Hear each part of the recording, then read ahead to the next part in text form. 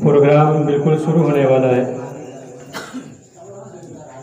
آپ تمام حضرات سے گزارش ہے کہ برائے کرم ادھر آگے کی طرف بیٹھ جائیں۔ جو بچے ادھر ادھر بیٹھے ہوئے ہیں ان سے گزارش ہے کہ وہ آگے بیٹھ جائیں۔ پروگرام اب شروع کیا جا رہا ہے۔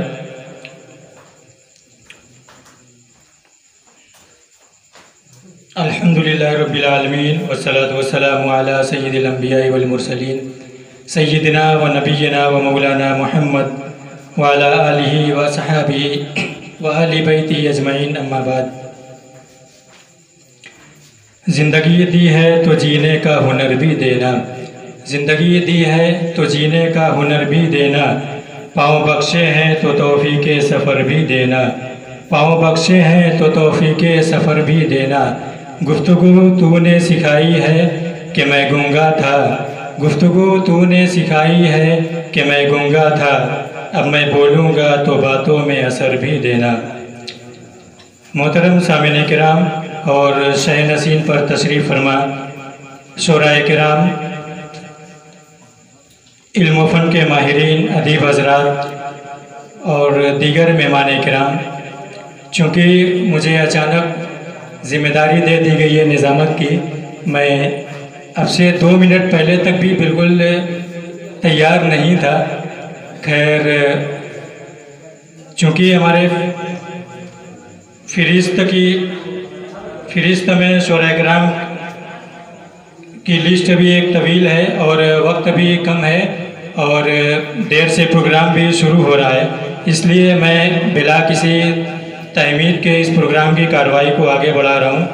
جیسا کہ آپ حضرات کے علم میں ہے کہ آج کا ہمارا یہ پروگرام ہمارے دیار پورا معروف شہر مئونات بھنجن کی ایک مشہور و معروف شخصیت استاد الشعراء، استاد الاساتذہ حضرت کوثر معروفی صاحب کی یاد میں آج کی یہ شام منعقد کی جا رہی ہے۔ آپ حضرات واقف ہیں کوثر معروفی صاحب کی شاعرانہ زندگی کے حوالے سے۔ یہاں بہت سارے مہمان کرام ہیں، ان پر مقالہ بھی پیش کیا جائے گا اور شورائے کرام اپنے انداز میں کوثر معروفی صاحب کی زندگی، ان کی شاعری اور ان کی دیگر صلاحیتوں کے حوالے سے اپنے اپنے کلام بھی پیش کریں گے، اس لیے میں مناسب نہیں سمجھتا ہوں کہ مزید کچھ گفتگو کی جائے۔ بہرحال آج کی یہ محفل حضرت کوثر معروفی صاحب کی یاد میں منعقد کی جا رہی ہے۔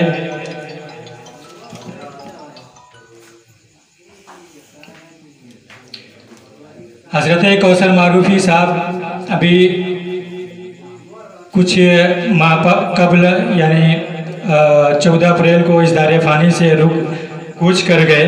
یہ ہمارے لیے انتہائی بہت بڑا ثانیہ تھا، ہمارے لیے انتہائی غم کا مقام تھا۔ ہمیں چاہیے تھا کہ اسی وقت ان کی تعزیت میں کوئی پروگرام کرتے، ان کی یاد میں کوئی نشست کرتے، لیکن ماہ مقدس رمضان کا مہینہ چل رہا تھا اور لاک ڈاؤن چل رہا تھا، اس وجہ سے اس طرح کا پروگرام نہیں ہو سکا۔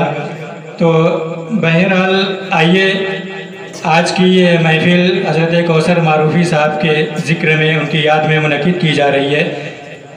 مرنے والوں کا تذکرہ کرنا، ان کی خوبیوں کا تذکرہ کرنا اور ان کی جو صلاحیتیں ہیں اور ان کے اندر جو نیکیاں تھیں ان کا تذکرہ کرنا، اگر حدیث کے حوالے سے دیکھا جائے تو یہ کار خیر بھی ہے۔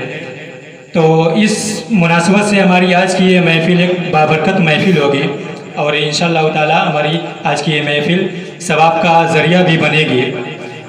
تو خیر، اب میں براہ راست اس پروگرام کا آغاز کرنے جا رہا ہوں اور اس پروگرام کا آغاز کرنے کے لیے تلاوت کلام اللہ کے ذریعے اس پروگرام کا آغاز کرنے کے لیے میں جناب قاری سہیل عبداللہ صاحب کو آواز دے رہا ہوں کہ وہ تشریف لائیں اور تلاوت کلام اللہ کے ذریعے کبیر الدین اعظمی، انہوں نے یہ مقالہ لکھا ہے۔ ان کو حضرت کوثر معروفی صاحب سے بڑی عقیدت و محبت تھی، تو انہوں نے بڑی عقیدت و محبت سے محترم جناب تابش ریحان صاحب کے ذریعے انہوں نے بھیجا ہے، تو میں سوچ رہا ہوں کہ میں ہی اس کی تلخیصی صحیح آپ کے سامنے پیش کر دوں۔ تو کبیر الدین اعظمی صاحب لکھتے ہیں کہ کوثر معروفی की फनकाराना सलाहियतों और खूबियों का अहाता चंद सत्रों या चंद सफ़ात में नामुमकिन है।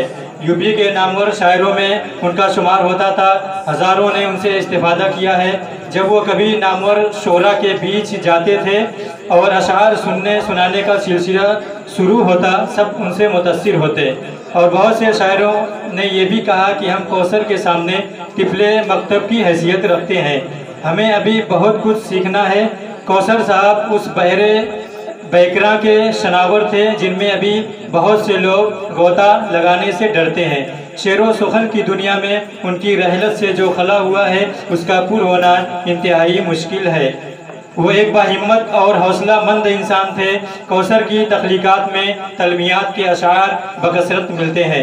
उन्होंने तारीख़ का बहुत मुताला किया था। जब कौसर साहब इंसानी अज़मत का ज़िक्र करते हैं तो यूँ कहते हैं कि फर्श से तारश मेरी दस्तरस ही दस्तरस, हर बुलंदो पस्त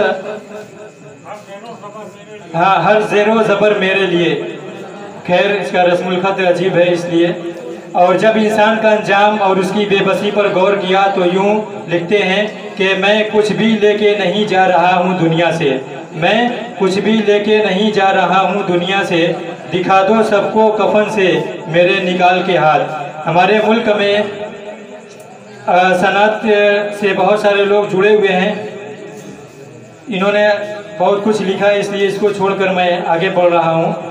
कौसर मारूफी साहब का उन्होंने एक और शेर लिखा है कि ज़िंदगी क्या है ये उसने कभी जाना ही नहीं, ज़िंदगी क्या है ये उसने कभी जाना ही नहीं, जहाँ बल्लभ कल भी था मरने के करीब आज भी है।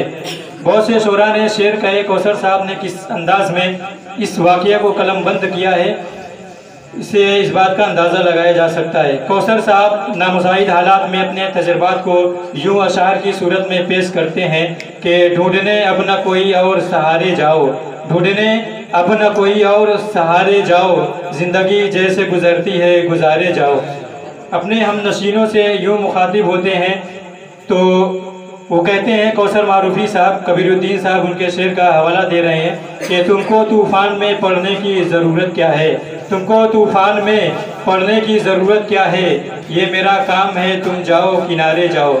कौसर साहब जब 80 साल की उम्र को पहुँचे तो अपने एहसासात को यूँ बयान करते हैं, फेर ली सबने ज़ईफ़ी में निगाहें कौसर, फेर ली सबने ज़ईफ़ी में निगाहें कौसर, पाँव काम आए न हाथ आए न शाने आए।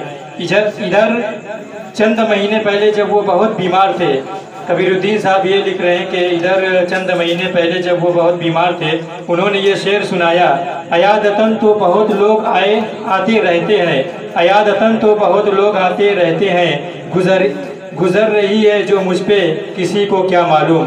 कौसर साहब एक जफाकश इंसान थे।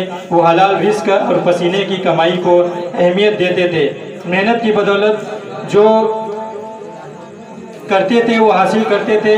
वो 4 ही पैसे मेरे नज़दीक बहुत हैं, मेहनत की बदौलत जो किए जाते हैं हासिल। कौसर साहब का एक शेर है कि मेहनत की बदौलत जो किए जाते हैं हासिल, वो 4 ही पैसे मेरे नज़दीक बहुत है। उनका कहना था, तमाम शेर गज़ल के हसीन नहीं होते, तमाम शेर गज़ल के हसीन नहीं होते, कभी कभी कोई मोती कलम उगलता है। इसलिए मेरी अदब दोस्तों और पुरमारूफ के अदब नवाज हजरात से दरख्वास्त है कि इस अजीम फ़नकार को याद रखा जाए और कभी कभी उनकी याद में प्रोग्राम भी हो। ऐसा न हो कि ये बात सच हो जाए कि किसी ने याद न रखा जनाबे कौसर को, किसी ने याद न रखा जनाबे कौसर को, ज़मीन भूल गई आसमां भूल गया।